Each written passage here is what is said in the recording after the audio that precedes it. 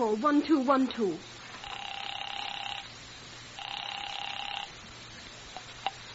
This is Scotland Yard.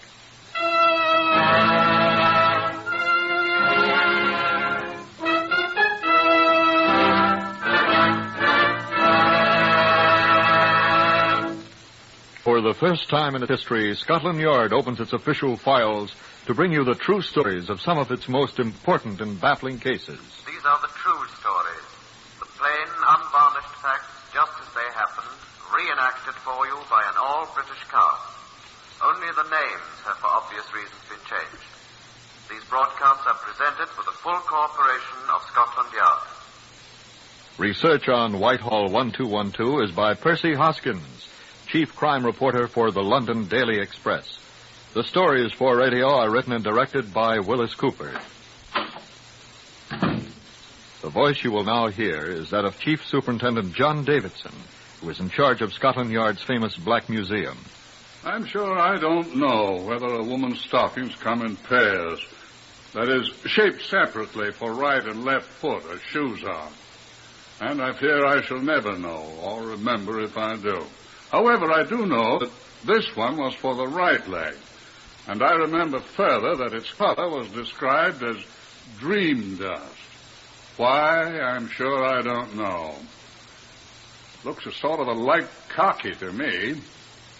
Now, this pattern is not woven into the nylon or whatever it is that women's stockings are made of. Let's lay the stocking out flat here so you can see what it is. There, you recognize it? That's right. It's an impression made in greasy mud of a tire, a motor car tire. Now, the people who first saw it were quite justified in believing that the young woman who was wearing the stocking had been struck and killed by a motor car. She was struck, but the motor car didn't kill her. I've asked Chief Inspector Patrick Bull here to tell you all about it. Now, Mr. Bull, if you please.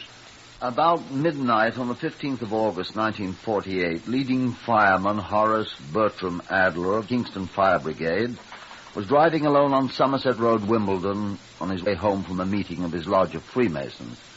It had been raining all evening, and on a particularly badly illuminated section of Somerset Road, Adler was startled to discover what appeared to be a body lying in the muddy roads ahead of him. He applied his brakes and approached it cautiously, halting his car, which was a Humber saloon, about 5 yards away, and dismounted. The body proved to be that of a well-dressed young woman. She was quite dead. A cursory examination by the light of the headlamps indicated that she had been struck by a motor car. Police from the Wimbledon station was summoned. Measurements were taken of the exact position of the body, and leading fireman Adler was released, it being obvious that his car had nothing to do with the accident, if indeed it was an accident. The body was taken to the Wimbledon mortuary for further examination. I arrived at the mortuary about noon of the following day, the 16th. It was still raining. I wasn't happy about the assignment. I said so to David Brown, the police surgeon. Oh, don't tell your troubles to me, Chief Inspector. I'm supposed to be off duty today, too. But yesterday was the day my relief chose to sprain an ankle playing tennis. So here I am. Tennis at his age. And don't raise a row about coming in here at noon. I've been here since 8 a.m. Pity for both of us to have to be here. What else are you going to do on a day like this? Might as well work. Well, here we are, working. And the other people from the yard have been here since the crack of dawn. What did they find out? Not much. So far, nobody's been able to identify her. Well, it's a hit-and-run case, of course. Obviously. These her clothes? Aye. Pretty good clothes, they seem to be. Well, she was well dressed enough. Is her purse? It's empty. Oh. No, there's not even a lipstick in it.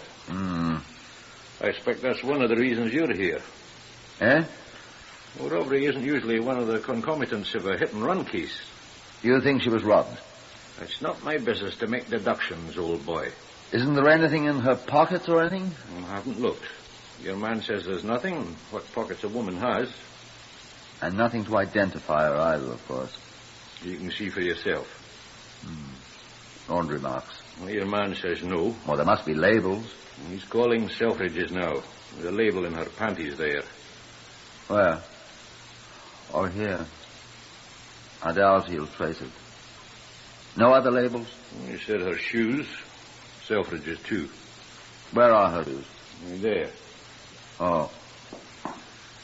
Well, if she had an account at Selfridge's... And if you're lucky... We'll see what we shall see.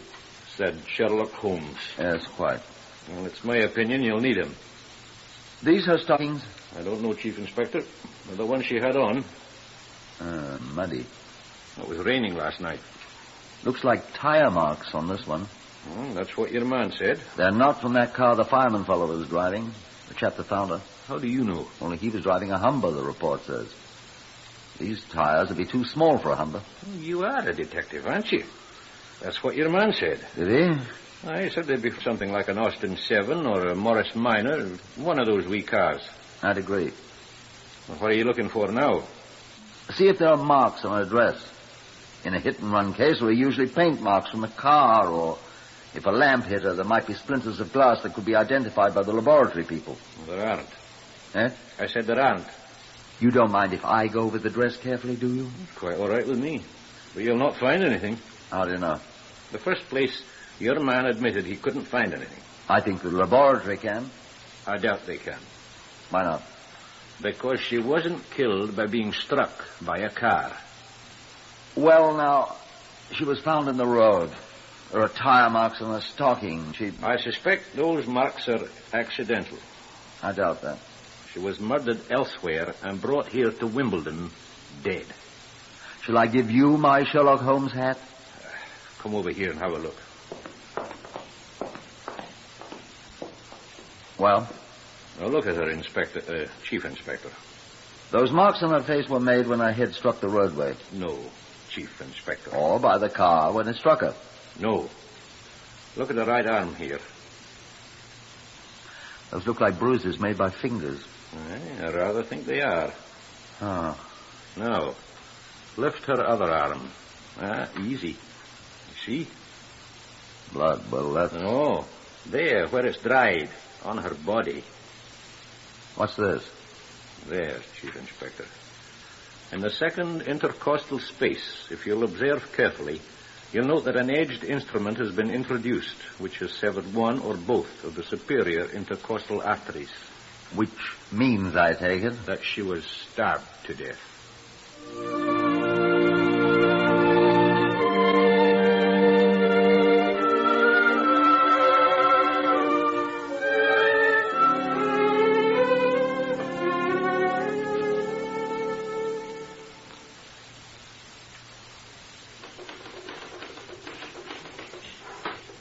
This message for general circulation. Information required.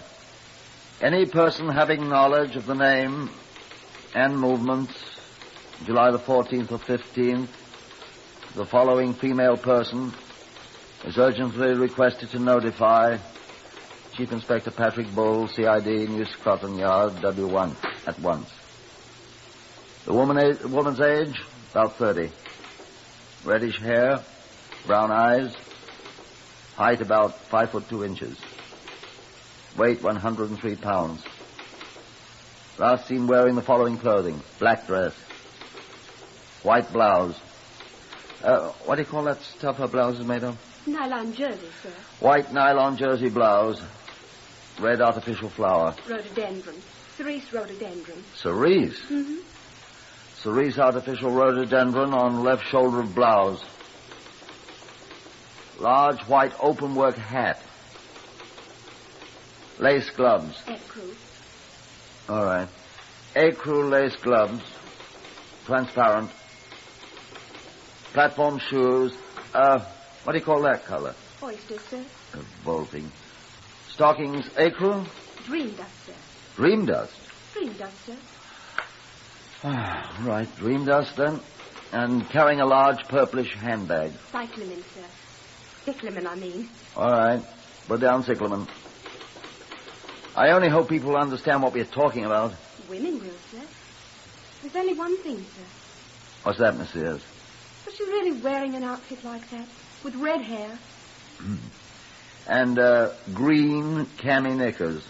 Beg your pardon, sir. Cami knickers haven't been worn in England since before I was born. Oh? And her lingerie is pistachio, sir. Good Lord, no. Well, write it down. I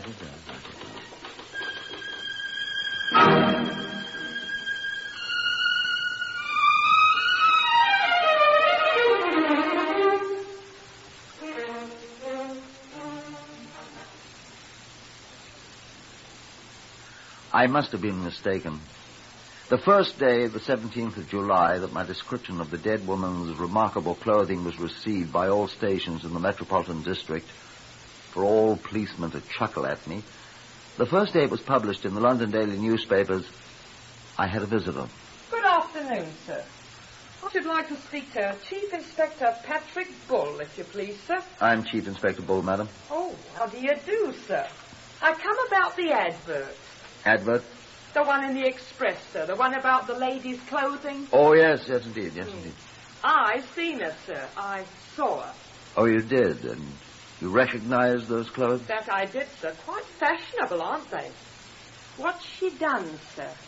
Is she on the jam lout? I always thought I'm that sure she was... I don't know whether she's a shoplifter or not, madam. And where did you learn that term? Now, look here, mister. Don't think to put your great fat hairy hands on my shoulder. I come here to give you some information you was asking for. And might I explain that you ain't got nothing on me? Nothing at all, kind sir. Well, I'm sure I beg your pardon, madam. Granted. I was asking a civil question. What's she wanted for? So far as we know, madam, she's not wanted for anything, I assure you. Would you just as least not call me madam? My name is Miss Hildebrand, Hortense Hildebrand, if you must know. I sell newspapers on the corner of Inner Park Road and Parkside, Wimbledon, sir. That's how I happened to see this advert of yours, and thinking there might be a bit of spare cash in it. There's no reward offered, and, Miss Hildebrand... Well, in that case, I may as well be back to my work. I am prepared to offer... £1, I'll take it. Thank you. Well...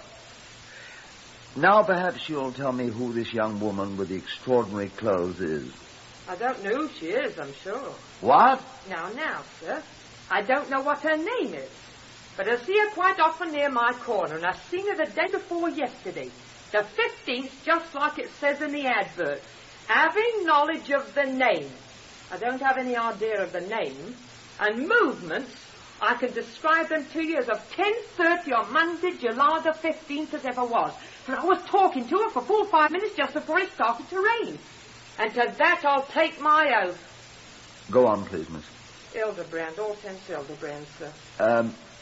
What did you talk about? Lord love you, sir, I couldn't get my mouth open. She done all the talking. What did she talk about? About money, sir. Money?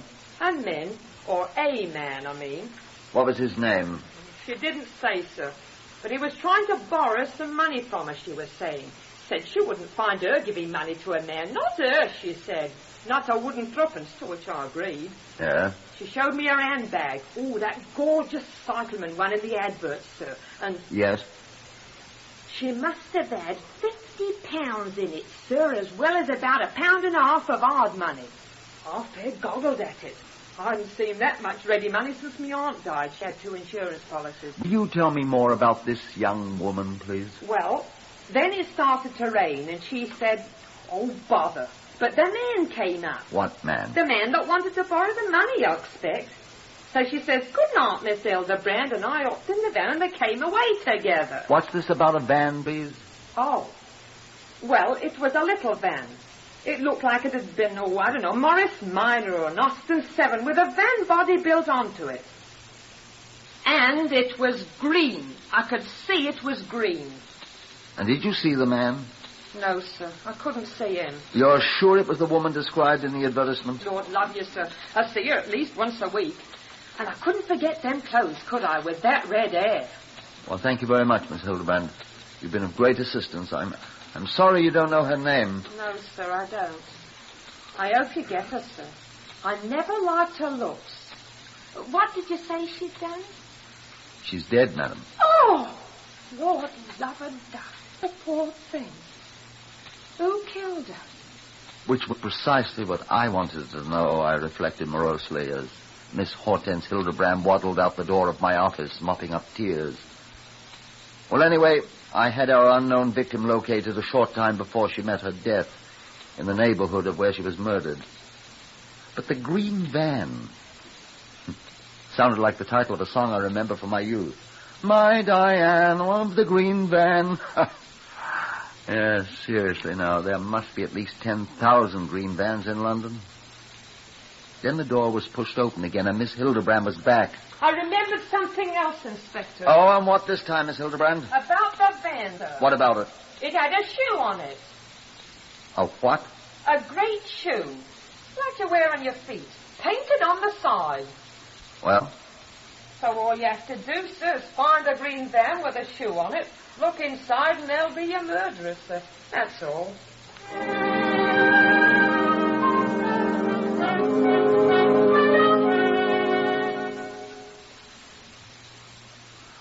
What would you think that a shoe painted on the side of a delivery van would indicate to you? That's right. Someone who deals in footwear or repairs it or... In the telephone directories of Greater London, there are 276 pages devoted to the practitioners of the profession of St. Crispin. The number of shoe shops, bootmakers, cobblers, cordwainers, and dealers in leather findings is astronomical, and amongst all of them, there are probably 3 who operate a small green delivery van with a shoe painted on its side. I contemplated suicide. But I found myself seated in a bombed-out cellar that had formerly housed a famous pub, along with John Davidson, the Black Museum man, and David Brown, the police surgeon from Wimbledon. I drank beer, Brown imbibed ginger beer. John Davidson, not to be outdone, drank both. Shandygaff, my friends, is pure nectar, and that blows you. Well, you can have it, sir. I'll take my beer bitter. And my ginger beer unadulterated by it. You boys have no imagination. My imagination staggers at the thought of interrogating every person in London remotely connected with boots and shoes. And saying, what colour are your bands, sir, to each of them? Well, somebody will say green. By the time we get to him, he'll probably have it painted amethyst. Have you started looking for the owner yet, Patrick? This morning, sir. No results, of course. I've heard of none. How many of these people will you have to see? About 40 billion, roughly. Seriously? Well, I reckon actually about 10,000. Perhaps 11. Don't you think so, David? 12, I should think, at least. How many are there in the Metropolitan Police? Not enough. I just finished reading Sir Harold Scott's report. How many? 15,647, including 67 pensioners and 122 auxiliaries. That many? Well, that was last December 31st. I should say we gained a few since then. That includes chief superintendents, superintendents, Police surgeons, chief inspectors, all sorts of persons who couldn't be expected to go around knocking on doors and asking questions. Signalers, laboratory technicians, motor car and motorcycle drivers. Well, see, only half of the full 15,000 are effective to you. 8,000. At that rate, if my guess is correct, about the number of people to be called on. Each one would have only about a call and a half to make. Oh, that's not such a tremendous job. Especially when you're sitting here drinking ginger beer. Well, don't you feel better, Patrick? It isn't quite as simple as that, sir. Nor as hopeless as you thought, is it? Well, sir, I must admit. But what if that wasn't a shoemaker's van? Set your mind at ease about that, Chief Inspector. What do you mean by that? When you telephoned me about this shoe business idea, I popped down round the corner and borrowed a shoemaker's knife from the cobbler. And? I tried it on the wound. Oh, did you? It just fits. So I rather suspect that our killer used the shoemaker's knife, too. Has your cobbler a green delivery van? Have another shandygaff, sir. How's your advertisement going, Patrick? Only the one reply, sir. Miss Hortense Hildebrand. And she doesn't do so well on names, sir. No, she didn't know the girl's name nor the name on the shoemaker's green van. Too bad you can't find the girl's name. Might save us a lot of trouble and effort. How? Some of her friends might have an idea who the man is. The man with the shoemaker's knife. Oh. You know, those clothes of hers... How a woman dressed like that could escape notice wherever she went. Fantastic. I could tell you how clothes like that might escape a great deal of attention. How, sir? How, sir? If they were worn where other women wear clothes of the same general appearance... Where would that be, sir? Now, let me make myself clear. I'm not an expert on the kind of clothes worn by... By whom, sir?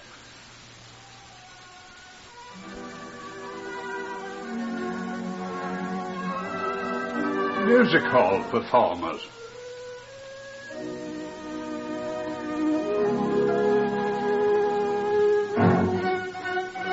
A music hall performer. Of course.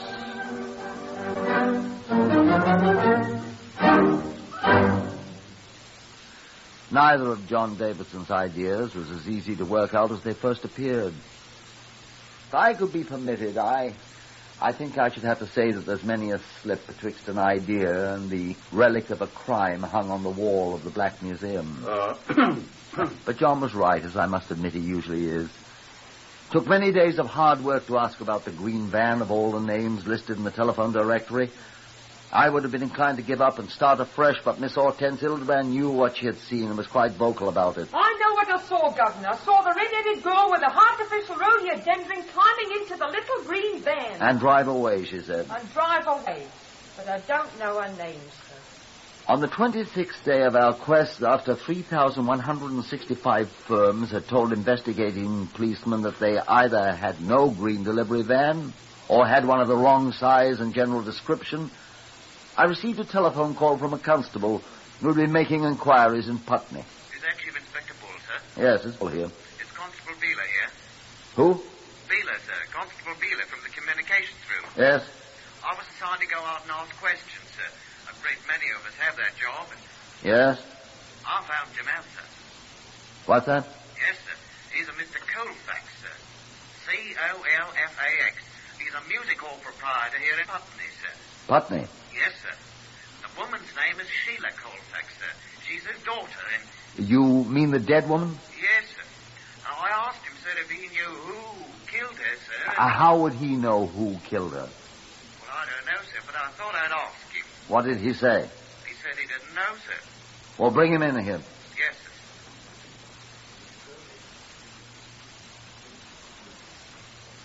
He doesn't want to come, sir. Why? Well, sir, he hasn't seen hide nor hair of her for 2 years, he says, and he don't want to see her now. Isn't that right, sir? Yes, he doesn't want to see her. Why? Him and she's estranged, sir. They don't like each other. Ah. Look here, Constable. Ask the gentleman where he was on the night she was murdered, the 15th of last month. Don't alarm him. I know where he was, sir. What? How do you know? He was in hospital, sir, with his legs broken. He's still in bed here at his home. He was hit by a tram, sir. Thank you, Constable. Beeler, sir. PC 317, A Division. I'm afraid we don't live right, I thought. That door, which had opened such a little way, closed with a dull thud. And Constable Beeler and all the others went on with their questionings about the green van with a shoe painted on its side. The 22nd day passed. The 23rd. 24th. At 4 p.m. on the 25th day, Mr. Fox was announced. He came in and sat down. Sidney Fox, Chief Inspector of the Fox Shoe Repairers, Tottenham Court Road. I'm your man. I think you'd better explain, Mr. Fox. I have a green delivery van. Oh? It's a Morris Minor chassis. It has a large shoe painted on each side panel. So? I could show it to you. Well, I'd like to see it. Where is it? In the firm's garage on Charlotte Street, just off Tottenham Court Road. We don't use it anymore. I should think you wouldn't. Oh, it isn't that. It isn't what you think. Oh? No, sir. We haven't used it since Lionel left us. And who's Lionel? Lionel was our delivery man. And where is Lionel? Well, he told Harry he thought he'd go to Spain. Who's Harry? My partner, my brother. I wish you'd be more frank with me, Mr. Fox. Why is this Lionel going to Spain? Did he leave your employ of his own accord, or did you discharge him? Well, I'll tell you, Inspector. Lionel stole, let us say, embezzled, a sum of money from us, a considerable sum. I see. I finally set a certain date for him to return the money he had taken or be turned over to the police. What was that date? The 15th of July. I see. He did not return it. Well, he didn't even come back to the shop. But Harry told me Lionel had assured him he'd have the money that night. He knew where he could get it. He didn't say where? No. How had your brother seen him if you hadn't, Mr. Fox? We always allowed Lionel to keep the van at night. He and Harry both live in Euston, and he always drove Harry home at night and back to the shop mornings. Where did he keep He kept the van in his own garage. Is Lionel married? He had been. Well, the next day... 16th. Yes. Harry drove in alone from Euston. I said, where's Lionel? Where was he? Did a bunk, Harry said. Oh? Harry said about 6 in the morning, Lionel came to his house and waked him. Said he was sorry. He got some money, but it wasn't enough. Told Harry he was leaving. Going to Spain, he said. Couldn't stand the disgrace and all that. Said the van was in his garage. Here are the keys. Bang over, he's off. And what did Harry do? Well, he went over to Lionel's garage. There was the van all freshly washed and... Washed? And Harry drove it in. We've kept it in our own garage ever since. If Harry wants a ride home, he can buy one. And where was this Lionel going to get the money to repay you, Mr. Fox? The money he didn't get, so he washed the car so carefully and went away to Spain. From his wife, I suppose. His former wife. We saw her quite often. Oh? Daughter of a rich theatre owner in Putney. What was her name? Colfax, I think. Come along, Mr. Fox. Let's go and have a look at your green van.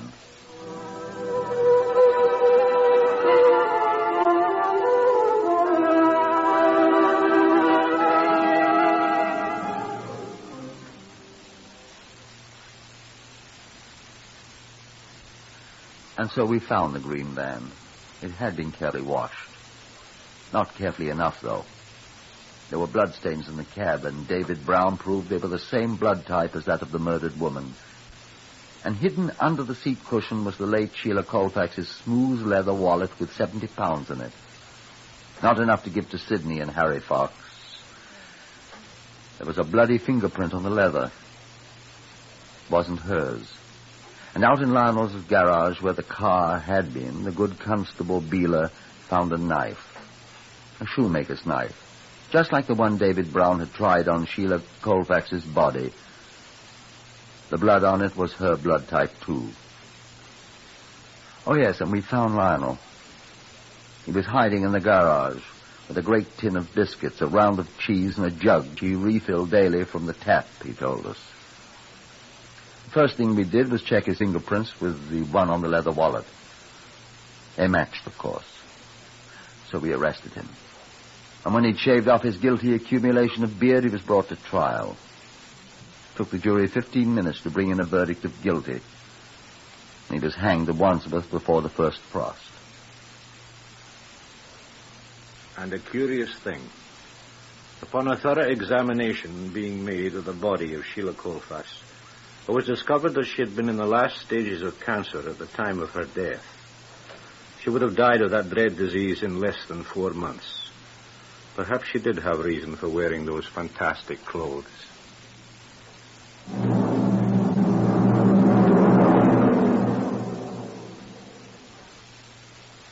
Heard on Whitehall 1212 today, Horace Braham as Inspector Bull. Others in the order of their appearance were Harvey Hayes, Pat O'Malley, Beulah Garrick, Lester Fletcher, and Guy Spall. This is Lionel Rico speaking. Whitehall 1212 is written and directed by Wyllis Cooper.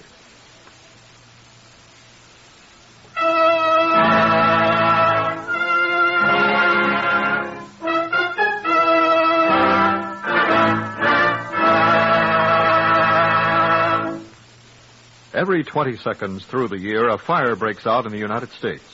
These fires kill 11,000 persons each year, disfigure for life or severely burn thousands more, and destroy $7 million worth of property. Protect your homes from fire by following these simple rules.